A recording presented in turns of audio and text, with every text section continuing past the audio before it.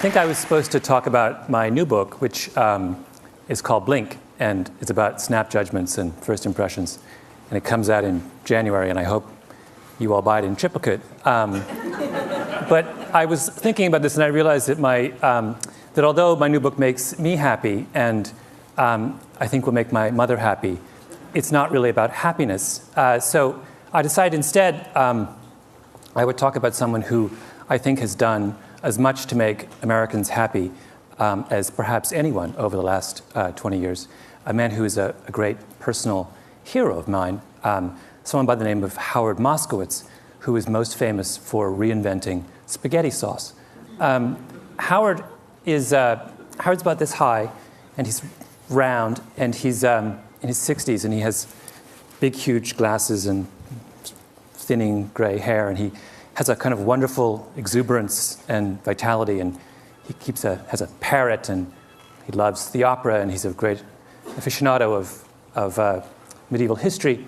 And he, by profession, he's a psychophysicist. Now, I should tell you that I have no idea what psychophysics is, although at some point in my life, I dated a girl for 2 years who was getting her doctorate in psychophysics, which should tell you something about that relationship. But Howard, as far as I know, psychophysics is about measuring things. And Howard is very interested in measuring things. And he graduated with his doctorate from Harvard, and he set up a little consulting shop in White Plains, New York. And one of his first clients was, this is many years ago, back in the early 70s, one of his first clients was Pepsi. And Pepsi came to Howard and they said, you know, there's this new thing called aspartame, and we would like to make Diet Pepsi. And we'd like you to figure out how much aspartame we should put in each can of Diet Pepsi in order to have the perfect drink. Right? Now that sounds like an incredibly straightforward question to answer. And that's what Howard thought. Because Pepsi told him, look, we're working with a band between 8 and 12%. Anything below 8% sweetness is not sweet enough. Anything above 12% sweetness is too sweet. We want to know what's the sweet spot between 8 and 12. Now, if I gave you this problem to do, you would all say, it's very simple. What we do is we make up a big experimental batch of Pepsi at every degree of sweetness, 8%, 8.1, 8.2, 8.3, all the way up to 12. And we try this out with thousands of people, and we plot the results on a curve, and we take the most popular concentration, right?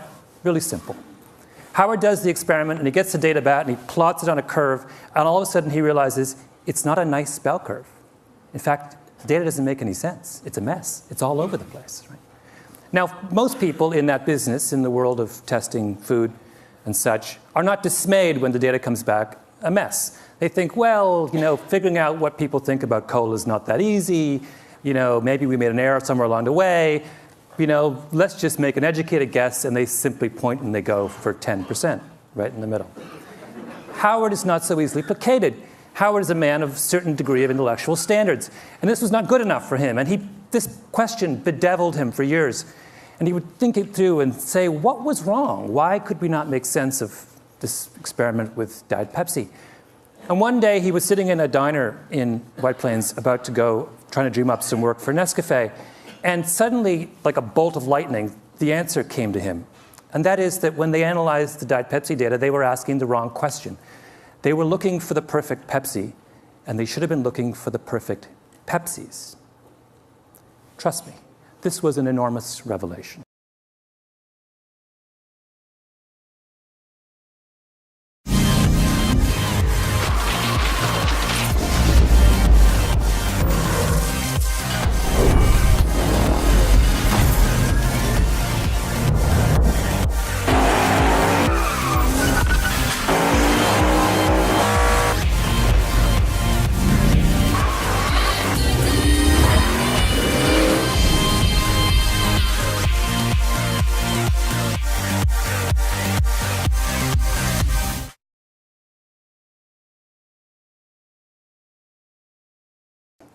This was one of the most brilliant breakthroughs in all of food science. And Howard immediately went on the road, and he would go to conferences around the country, and he would stand up and he would say, you have been looking for the perfect Pepsi. You're wrong. You should be looking for the perfect Pepsis. And people would look at him with a blank look, and they would say, what are you talking about? It's craziness. And they would say, you know, move, next. He tried to get business, nobody would hire him. He was obsessed, though, and he talked about it and talked about it and talked about it. Howard loves the Yiddish expression, to a worm in horseradish, the world is horseradish. This was his horseradish. He was obsessed with it. And finally, he had a breakthrough. Vlasic Pickles came to him. And they said, Mr. Moskowitz, Dr. Moskowitz, we want to make the perfect pickle. And he said, there is no perfect pickle. There are only perfect pickles. And he came back to them and he said, you don't just need to improve your regular. You need to create zesty. And that's where we got zesty pickles. Then the next person came to him, and that was Campbell's Soup. And this was even more important. In fact, Campbell's Soup is where Howard made his reputation. Campbell's made Prego. And Prego in the early 80s was struggling next to ragu, which was the dominant spaghetti sauce of the 70s and 80s. Now, in the industry, I don't know whether you care about this or how much time I have to go into this, but it was, technically speaking, this is an aside, Prego is a better tomato sauce than ragu. The quality of the tomato paste is much better. The spice mix is far superior. It adheres to the pasta in a much more pleasing way. In fact, they would do the famous bowl test back in the 70s with ragu and Prego. You'd have a plate of spaghetti and you would pour it on, right? And the ragu would all go to the bottom and the Prego would sit on top. That's called adherence. And anyway, despite the fact that they were far superior in adherence and the quality of their tomato paste, Prego was struggling. So they came to Howard and they said, fix us. And Howard looked at their product line and he said, what you have is a dead potatoes society, a dead tomatoes society. So he said, this is what I want to do. And he got together with the Campbell's Soup Kitchen and he made 45 varieties of spaghetti sauce. And he varied them according to every conceivable way that you can vary tomato sauce. By sweetness, by level of garlic, by tartness, by sourness, by tomatoiness, by visible solids, my favorite term in the spaghetti sauce business. Every conceivable way you can vary spaghetti sauce, he varied spaghetti sauce. And then he took this whole raft of 45 spaghetti sauces and he went on the road. He went to New York, he went to Chicago, he went to Jacksonville, he went to Los Angeles. And he brought in people by the truckload into big halls. And he sat them down for 2 hours and he gave them over the course of that 2 hours 10 bowls. 10 small bowls of pasta with a different spaghetti sauce on each one. And after they ate each bowl, they had to rate from 0 to 100 how good they thought the spaghetti sauce was.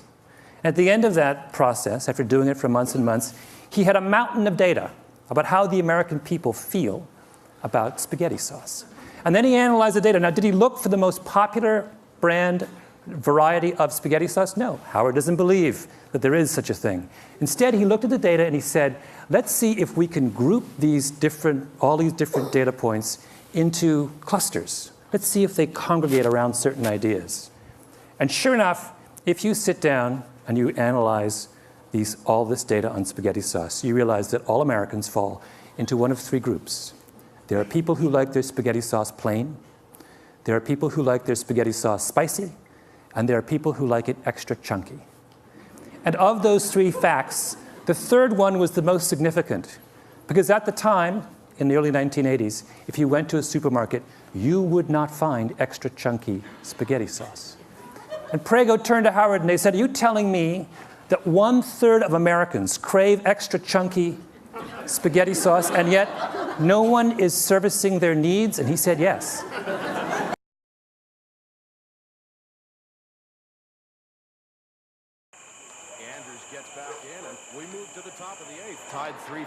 Who cares if you never write a bestseller? And so what if you don't become the next .com gazillionaire? Or get a multi-year deal to play in the big leagues? It doesn't matter. Because you know how it feels to own a car that looks like $1 million. Turtle Wax Ice. Do yourself proud.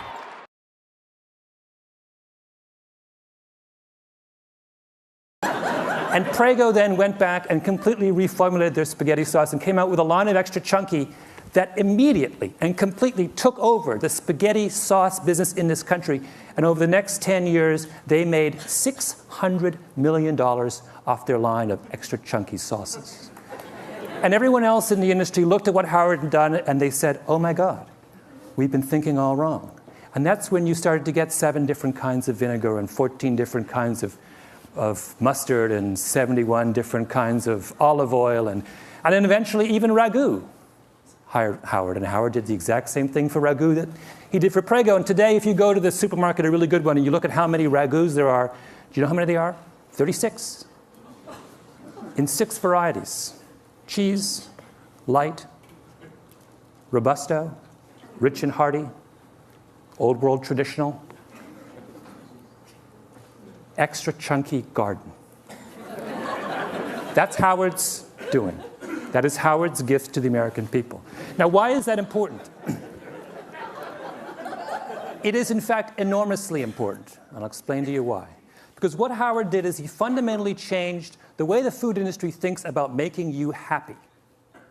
Assumption number 1 in the food industry used to be that the way to find out what people want to eat, what will make people happy, is to ask them. And for years and years and years and years, Ragu and Prego would have focus groups. And they would sit all you people down and they would say, what do you want in a spaghetti sauce? Tell us what you want in a spaghetti sauce.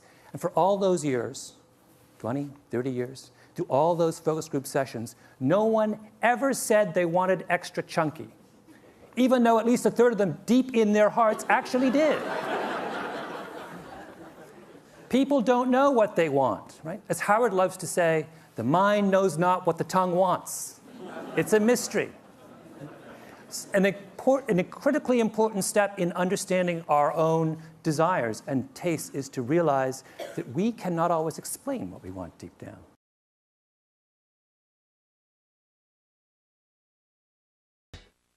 A Febreze experiment. To prove Febreze can keep this car fresh, we loaded it with fast food, sweaty hockey gear, and a smelly dog cage, and parked it at a mall in Texas for 2 days. Then put a Febreze car vent clip on the dash and let in real people. It smells good.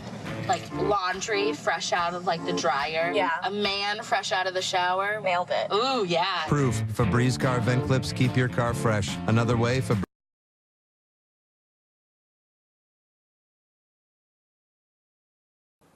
If I asked all of you, for example, in this room, what you want in a coffee, you know what you'd say? Every one of you would say, I want a dark, rich, hearty roast. So people always say when you ask them what they want in a coffee, what do you like? Dark, rich, hearty roast. What percentage of you actually like a dark, rich, hearty roast? According to Howard, somewhere between 25 and 27% of you. Most of you like milky, weak coffee. But you will never, ever say to someone who asks you what you want that I want a milky, weak coffee. So that's number 1 thing that Howard did. Number 2 thing that Howard did is he made us realize, it's another very critical point, he made us realize in the importance of what he likes to call horizontal segmentation. Why is this critical? It's critical because this is the way the food industry thought before Howard, right? What were they obsessed with in the early 80s? They were obsessed with mustard. In particular, they were obsessed with the story of Grey Poupon, right? Used to be, there were 2 mustards, French's and Golden's. What were they? Yellow mustard. What's in yellow mustard? Yellow mustard seeds, turmeric, and paprika. That was mustard. Grey Poupon came along with a Dijon, right?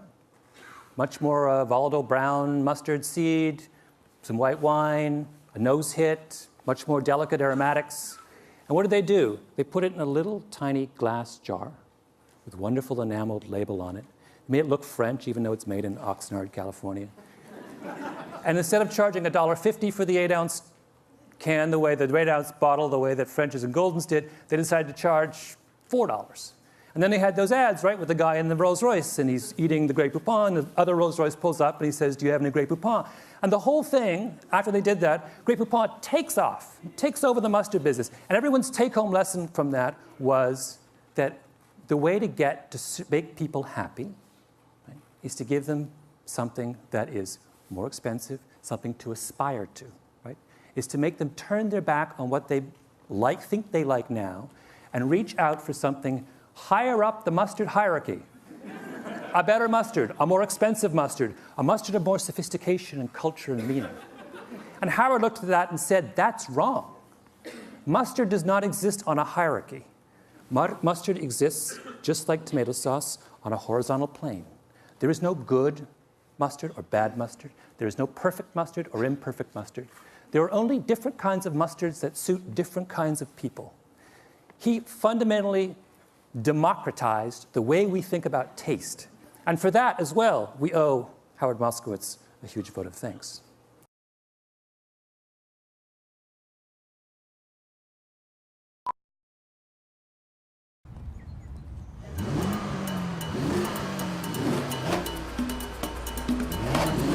And go.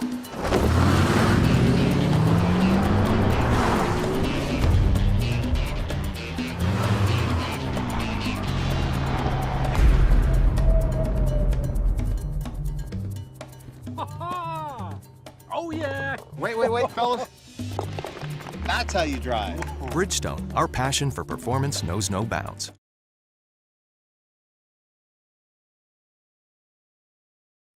Third thing that Howard did, and perhaps the most important, is Howard confronted the notion of the Platonic dish. What do I mean by that?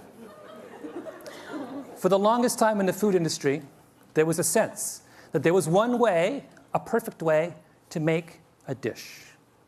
You go to Chez Panisse, they give you the red tail sashimi with roasted pumpkin seeds in a something reduction. They don't give you 5 options on the reduction, right? They don't say, do you want the extra chunky reduction or do you want the... No, you just get the reduction. Why? Because the chef at Chez Panisse has a Platonic notion about red tail sashimi. This is the way it ought to be. And when that, and she serves it that way time and time again, and if you quarrel with her, she will say, you know what? You're wrong. This is the best way it ought to be in this restaurant. Now that same idea fueled the commercial food industry as well. They had a Platonic notion of what tomato sauce was. And where did that come from? It came from Italy. Italian tomato sauce is what? It's blended, it's thin. The culture of tomato sauce was thin. When we talked about authentic tomato sauce in the 1970s, we talked about Italian tomato sauce. We talked about the earliest ragouts, which had no visible solids, right? Which were thin, and you just put a little bit over and it sunk down to the bottom of the pasta. That's what it was. And why were we attached to that? Because we thought that what it took to make people happy was to provide them with the most culturally authentic tomato sauce, A, B. And B, we thought that if we gave them the culturally authentic tomato sauce, then they would embrace it. And that's what would please the maximum number of people. And the reason we thought that, in other words, people in the cooking world were looking for cooking universals. They were looking for one way to treat all of us. And there's good reason for them to be obsessed with the idea of universals, because all of science, through the 19th century and much of the 20th, was obsessed with universals. Psychologists, medical scientists, economists were all interested in finding out the rules that govern the way all of us behave. But that changed, right?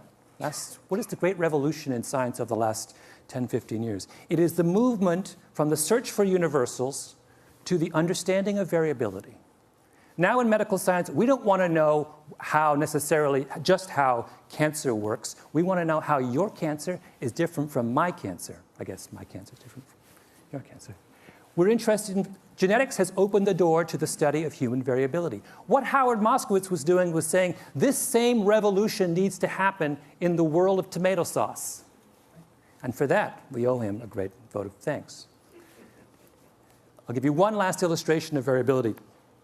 And that is, Howard not only believed that, but he took it a second step, which was to say that when we pursue universal principles in food, we aren't just making an error, we are actually doing ourselves a massive disservice. And the example he used was coffee. And coffee is something he did a lot of work with Nescafé. If I were to ask all of you to try and come up with a brand of coffee, a type of coffee, a brew, that made all of you happy, and then I ask you to rate that coffee, the average score in this room for coffee would be about 60 on a scale of 0 to 100. If, however, you allowed me to break you into coffee clusters, maybe 3 or 4 coffee clusters, and I could make coffee just for for each of those individual clusters, your scores would go from 60 to 75 or 78. The difference between coffee at 60 and coffee at 78 is a difference between coffee that makes you wince and coffee that makes you deliriously happy. That is the final, and I think most beautiful lesson of Howard Moskowitz, that in embracing the diversity of human beings, we will find a surer way to true happiness. Thank you.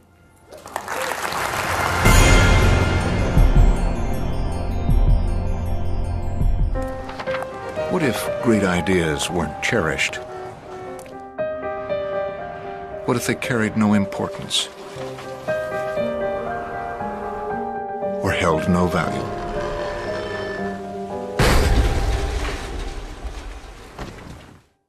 There is a place where artistic vision is protected, where inspired design ideas live on to become ultimate driving machines.